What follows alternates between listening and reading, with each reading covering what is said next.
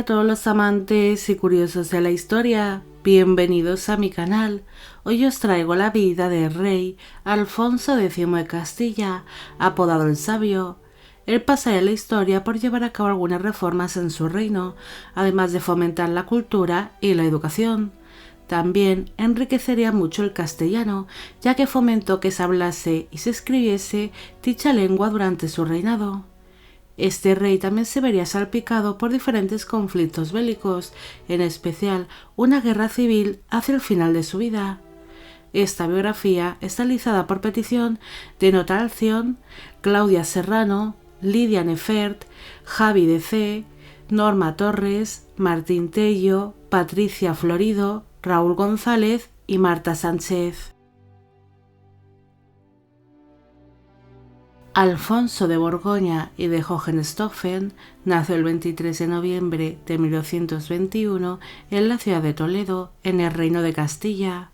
Fue hijo del rey Fernando III de León y de Castilla, apodado el Santo, y de la primera esposa de este, Beatriz de Suabia. El matrimonio tuvo 10 hijos, siendo Alfonso el primero de sus vástagos. Nada más nacer, fue entregado a distintas sayas y tutores que se ocuparían de su crianza y educación. Sus primeros años de vida transcurrieron en tierras gallegas, pero después su padre ordenó que el niño fuera llevado a la corte castellana, donde recibiría una mejor educación, además de ser formado en combate y en el manejo de diferentes armas. Cuando apenas tenía 10 años de edad, su padre le mandaría al reino de Córdoba para combatir contra los musulmanes. El niño se uniría a un grupo de unos 40 soldados y estos le escoltarían hasta el municipio cordobés de Palma del Río. Este lugar fue tomado por los soldados castellanos y sus pocos habitantes fueron asesinados. Tras aquel derramamiento de sangre, el príncipe y sus soldados pasaron por Sevilla, donde tuvieron algunos conflictos con algunos grupos o pueblos musulmanes. Cuando llegó a Jerez de la Frontera, en Cádiz, se enfrentaría contra el ejército del emir Ibn Hud. Este conflicto pasó a la historia como la batalla de Jerez de la Frontera. Este enfrentamiento acabaría siendo una gran victoria para el príncipe Alfonso y las tropas castellanas. Cuando tenía 11 años de edad, Alfonso fue comprometido con Blanca de Champaña, pero finalmente aquel compromiso fue roto. Después fue comprometido con Felipa de Poitiers, pero una vez más el compromiso no llegaría a nada. En el año 1240, tras los numerosos conflictos contra los musulmanes, Alfonso regresaría a tierras castellanas para ser reconocido como el príncipe heredero del Reino de Castilla. En aquel mismo año inició una relación amorosa con su tía, María Alfonso de León. Esta era medio hermana de Fernando III e hija ilegítima del rey Alfonso IX de León. Se desconoce cuántos años se llevaban entre tía y sobrino, pero se cree que al menos esta era 10 años mayor que él. Fruto de este romance nacería una hija, Berenguela Alfonso. Esta llegaría a edad adulta, pero no tendría descendencia. Durante su apasionado romance con su tía, Alfonso fue comprometido con la princesa Violante de Aragón. Esta era hija de Jaime I el Conquistador. Mientras se negociaba aquel matrimonio, el príncipe tuvo un romance con Elvira Rodríguez de Villada, con la cual tuvo un hijo llamado Alfonso Fernández, apodado el Niño. Este se llegaría a casar con una prima suya.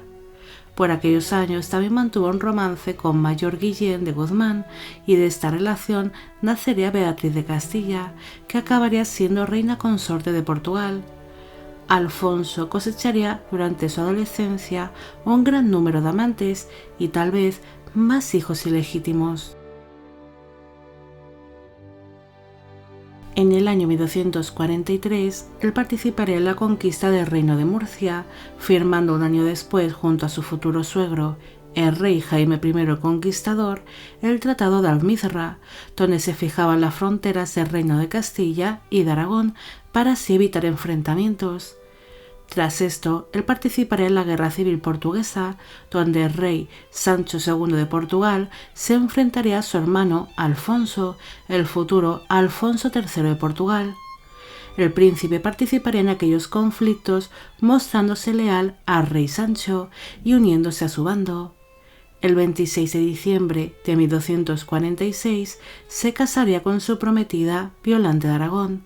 Él tenía 25 años en el momento de la unión y ella tan solo 10.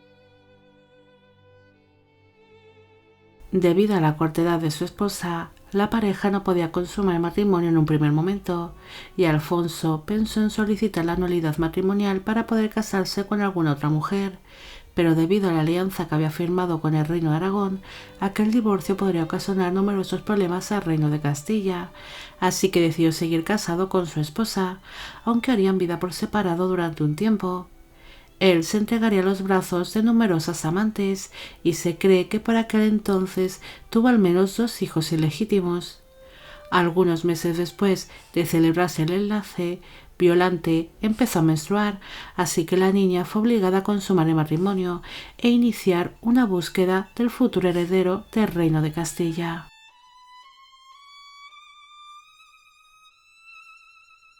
En el año 1247 participó en la conquista del reino de Sevilla, ocupando el puesto de su padre el rey, ya que Fernando III se encontraba muy enfermo.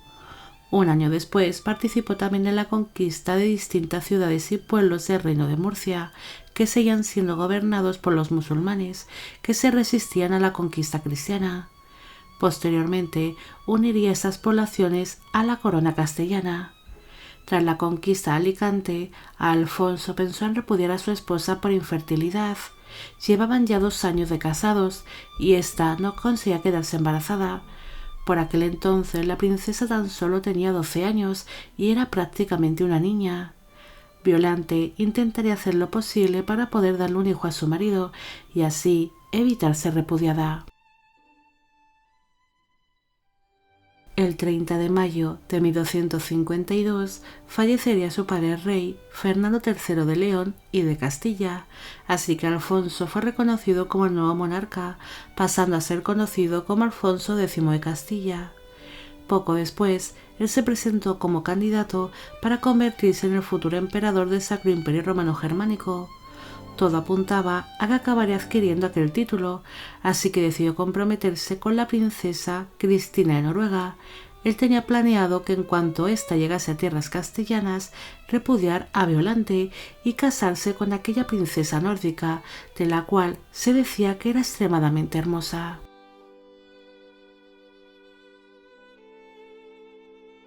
Poco antes de que llegase su nueva prometida a tierras castellanas, su esposa le daría la gran noticia. Estaba embarazada. Había pasado 7 años desde que se había casado con ella, así que cuando llegó la princesa Cristina a Castilla, Alfonso la casó con su hermano Felipe, aunque cuentan algunos rumores que el rey quedó locamente enamorado de aquella princesa y la convirtió en su amante. Él ya no podía divorciarse de Violante, la cual le daría una hija en el año 1253. Esta se llamó Berenguela y fue declarada como heredera de la corona castellana si no conseguían tener un hijo varón.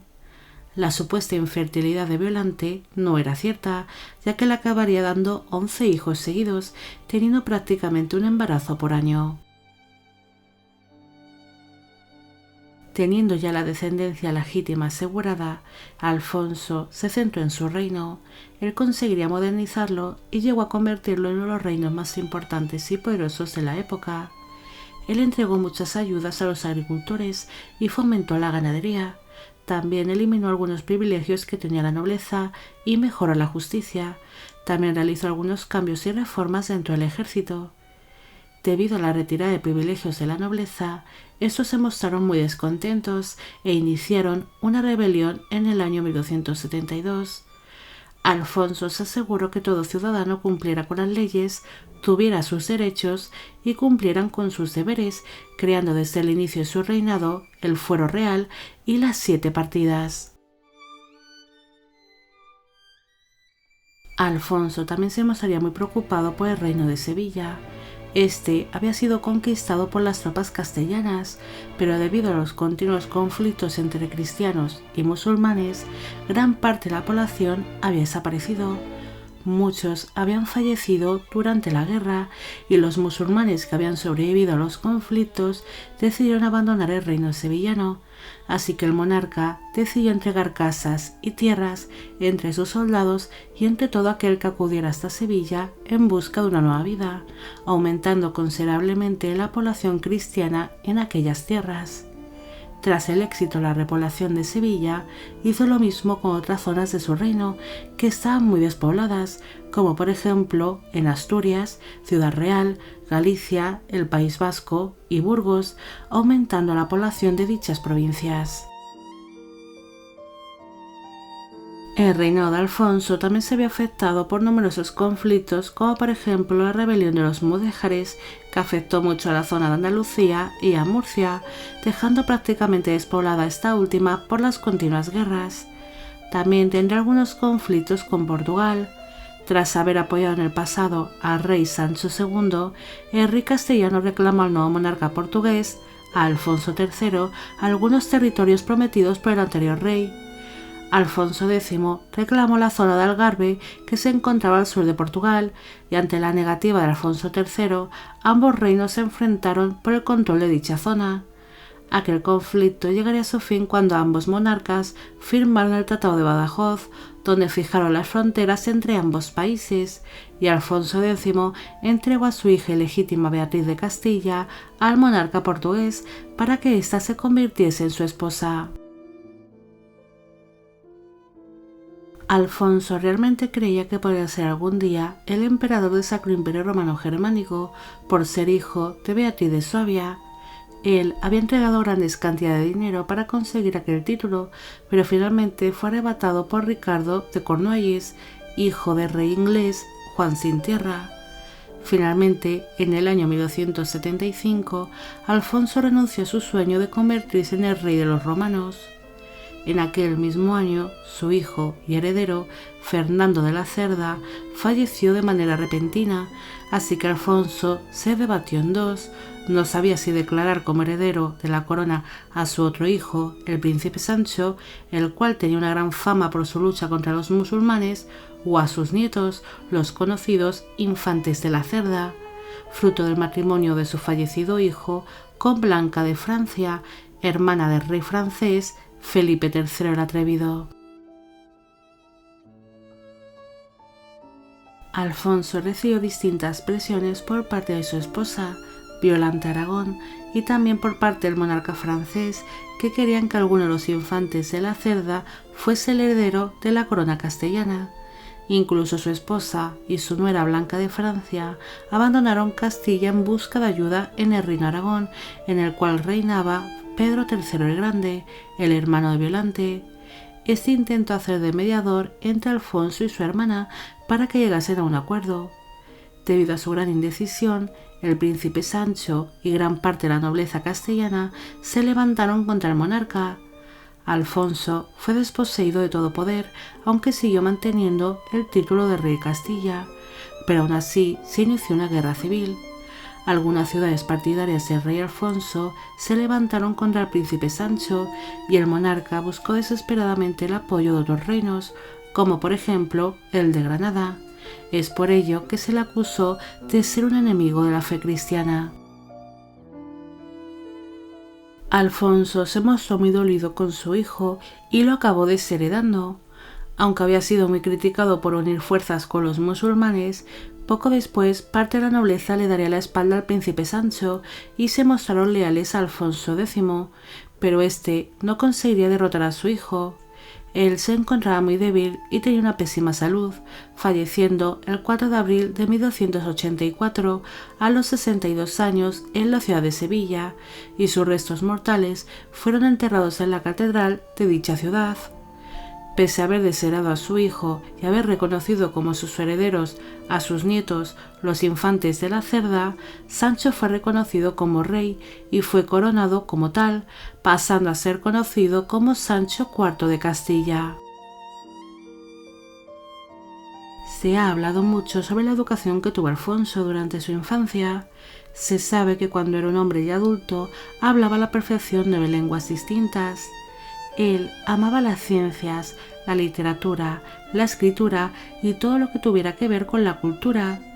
Cuando él se sentó en el trono, pidió que muchos textos escritos en árabe o en hebreo fueran traducidos al castellano y al latín. Alfonso fue un hombre muy preocupado por la formación de su pueblo. Ordenó que se mejorase la educación que se impartía en las universidades y creó algunas escuelas para que parte del pueblo pudiera aprender lo más básico.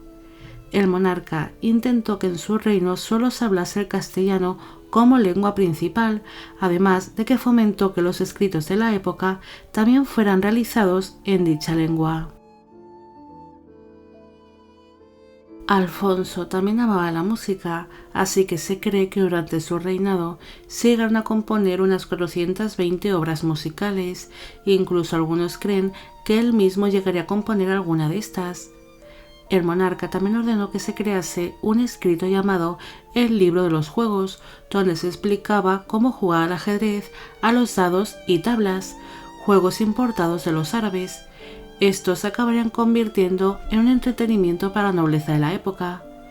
Alfonso también fue un amante de la astronomía. Él estudiaría distintos textos árabes que hablaban de la cosmología. Se sabe que este rey llevaría a cabo distintos estudios e investigaciones sobre ello. Debido a aquellos trabajos que realizó, uno de los cráteres de la Luna fue bautizado como Alfonso en su honor.